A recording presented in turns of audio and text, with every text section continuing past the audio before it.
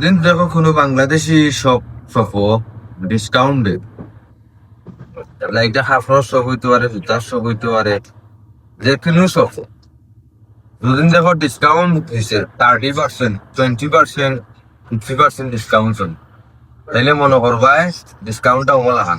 যেমন ধরলো আমার হাতে একটা মজো আছে, মজোর দাম আছে 60 টাকা, তার পূর্ববর্তী প্রাইস যে 60 টাকা।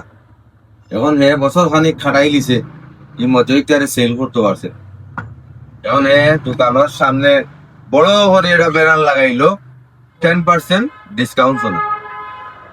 ডিসকাউন্ট কিলে আমি হইয়া দিই, হে ও যে 60 টাকার যে ট্যাগ আছে নানি, তারে হে রিমুভ করবো, করে 100 টাকার একটা ট্যাগ লাগাই, ডিসকাউন্ট দিল 40 টাকা।